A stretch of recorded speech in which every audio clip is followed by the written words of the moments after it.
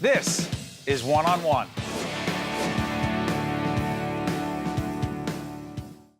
Hi, I'm Steve Adubato coming to you from Newark, New Jersey, the Northward Center, which is a community-based organization here in the heart of Newark. We just finished a very spirited and important discussion on the future of urban education, and one of the most distinguished panelists we had is with us now. She is Dr. Marcia Lyles, Superintendent of the Jersey City Public Schools.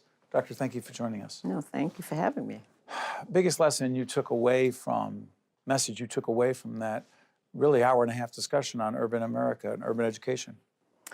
It was clear we have shared issues, shared aspirations, and a shared commitment. So, you know, in Jersey City, it's interesting, only a few miles away from Newark.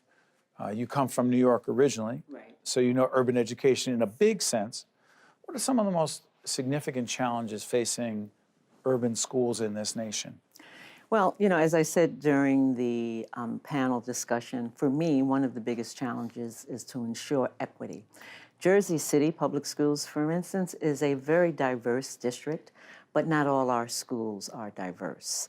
And subsequently, some of our children are not achieving at the same levels, do not have the same opportunities. And so the challenge is to use the talent and the commitment, but to drive that into real outcomes for our children. So that's probably the biggest challenge we have. You know, when I was asking, excuse me, in the forum, to what degree other folks seem to care outside of cities, in suburban and rural areas, let's just say wealthier communities, which is not every suburban or clearly every rural area. But wealthier folks outside the city, to what degree do you believe most care about the children in our urban schools? Well, I think most people have a moral sense and that they really want the best for everybody. But sometimes it gets to the point of that, well, why do I, though, have to pay for that?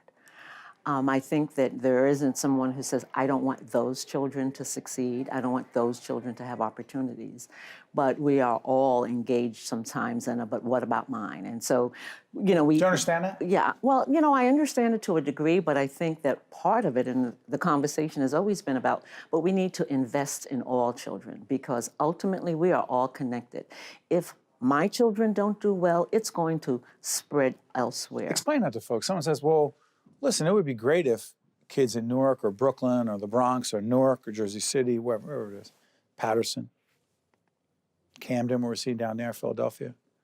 It would be nice, but that's not, it doesn't affect me, you say. I say absolutely it affects you. First of all, there's not a wall around Jersey City. There's not a wall around these schools or these communities. These children will be the responsibility of everybody. How so? How so? First of all, just economically, if they are in areas in which we need to provide more resources to combat crime, to combat violence, to address the health issues of these communities, it's going to fall on those people who have more taxes that they're paying and subsequently, and as it was said, so invest now. In the forum, go ahead. In the forum, invest now. Invest in the children and invest in the future. And I think that that's what we've always been about, talking about the future. So if you ensure every child's future, then you ensure your child's future. You know, that old expression about we're only as strong as our weakest link? That's right. Well, then, like, make every link strong.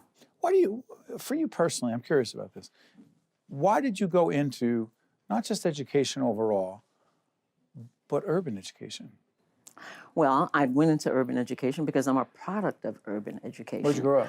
I grew up in Harlem, and I'm one of those children where people said that would write them off. For example, absolutely. I'm one of those, I tell people I defy the demographics. You know, people said my mother was sick when I was in the 4th grade and dying, and I was absent from school for 40 days. And nobody came and knocked on the door. Nobody said, you know, where's Marcia? And then some things happened, and I was given the opportunity to expand my horizons. I had teachers who saw something in me. In fact, I always have to give a shout out to my 6th grade teacher that now we're still in contact with one another. I found her after like 35 years. Do you remember her? Yes, because remember her name? Her name is Mrs. Carrie Simpson. She saw something in me. And that's the power of a teacher who can see something in you. But it also said to me, and one of the reasons I went into urban education is, it wasn't that my mother didn't care.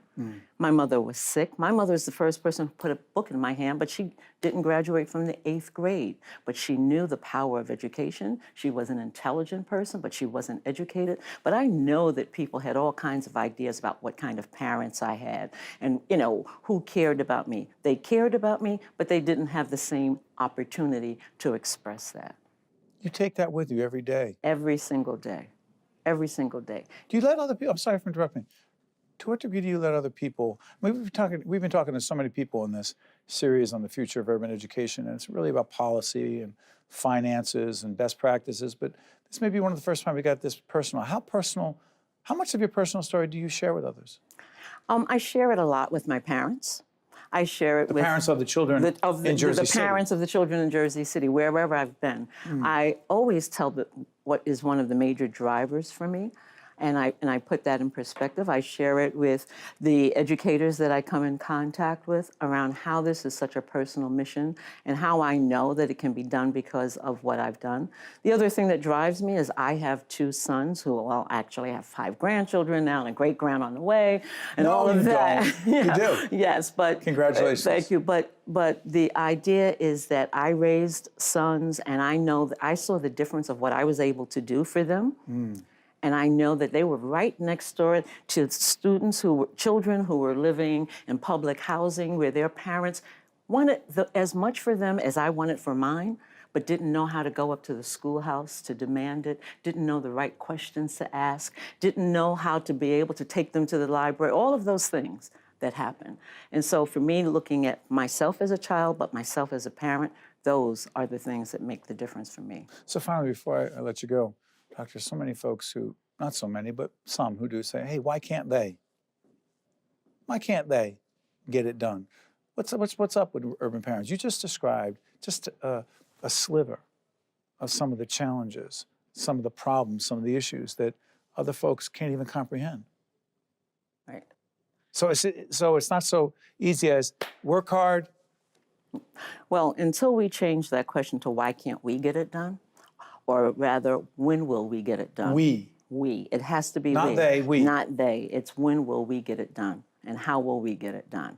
That's the question, not why can't they, because it's not a they issue. It's they didn't create this system. They are products of the system. They are sometimes captives of the system, but it's the we who will break that system and transform those lives. Finally, we are responsible. We're responsible. We're responsible, but we also are the solution together, every single segment. Doctor, I want to thank you. Even though Jersey City is a few miles away from Newark where we're taping, your expertise, your insight, and most importantly, the degree to which you care will resonate not just across this state, but across this region and the nation. Thank you, Doctor. Thank you. One-on-One with Steve Adubato has been a production of the Caucus Educational Corporation, celebrating over 25 years of broadcast excellence. Funding for this edition of One-on-One with Steve Adubato has been provided by the Northward Center, United Airlines, Hackensack Meridian Health, Prudential Financial's Global Communications Department, the Newark Public Schools, PSE&G, and by New Jersey Resources.